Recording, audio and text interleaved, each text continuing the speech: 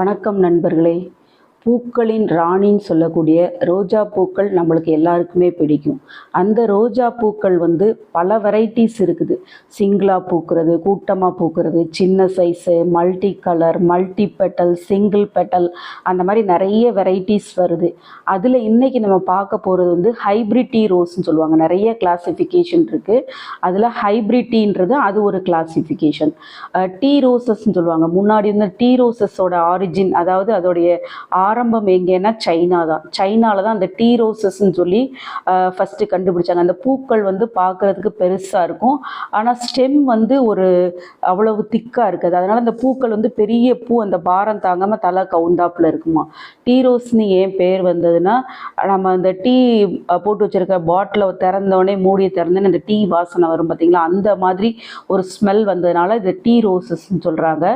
இப்போ லேட்டஸ்ட்டாக hybrid tea ரோசஸ்ன்னு சொல்கிறாங்க. இதை கிராஸ் பாலினேஷன் பண்ணி இந்த பூக்கள் நல்லா இன்னும் பெருசாக நல்ல வாசனையுள்ள பூக்களாகவும், அந்த தண்டு பார்த்திங்கன்னா அவ்வளோ திக்காக இருக்கும்.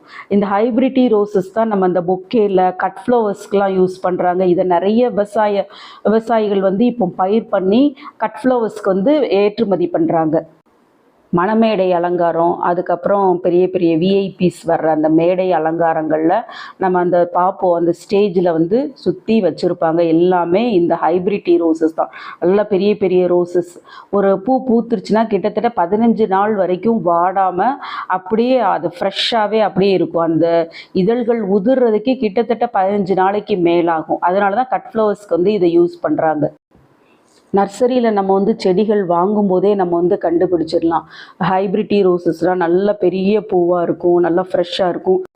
காம்பு நல்ல நீளமாக ஒவ்வொரு பூ தான் இருக்கும். ஒவ்வொரு காம்புக்கும் ஒரு பூ தான் இருக்கும். இதை வச்சே நம்ம கண்டுபிடிச்சிடலாம் இதுதான் ஹைப்ரிட் டீ ரோஸ் அப்படின்னு சொல்லிட்டு.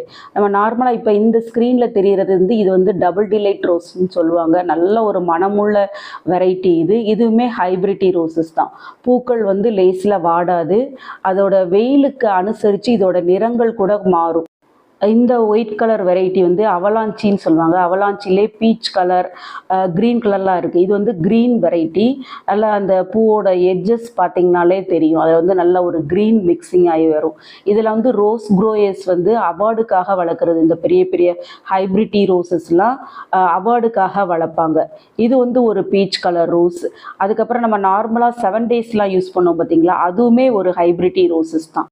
இந்த ஹைப்ரிட் டீ ரோசஸ்மே நல்லா ஹார்டி வெரைட்டினாலும் ஒரு செடி வாங்கி வச்சு நல்லா பராமரித்தோம்னா கிட்டத்தட்ட 5லேருந்து 10 வருஷம் வரைக்கும் கூட நம்ம வீட்டில் இருக்கும்.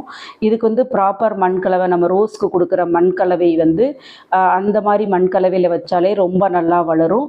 அதே மாதிரி ஷெட்யூல்டு பிரகாரம் இதுக்குமே உரங்கள், ஃபெர்டிலைசர், பெஸ்டிசைட்ஸ் எல்லாமே கொடுத்து வளர்க்கும் போது ஹைப்ரிட் டீ ரோசஸ் கூட நம்ம ஹாட் கிளைமேட்லேயுமே ரொம்ப நல்லா வளரும். இந்த ஹைப்ரிட் டீ வெரைட்டிஸ் பற்றின டிப்ஸ்லாம் உங்களுக்கு பிடிச்சிருந்ததுன்னா மறக்காமல் என்னோடய சேனலை சப்ஸ்கிரைப் பண்ணி பெல் ஐக்கானையும் எனேபிள் பண்ணுங்கள். மீண்டும் அடுத்த வீடியோவில் வேறொரு புதிய வகை செடியை பற்றிய பதிவுடன் உங்களை சந்திக்கிறேன். அது வரைக்கும் பை நண்பர்களே.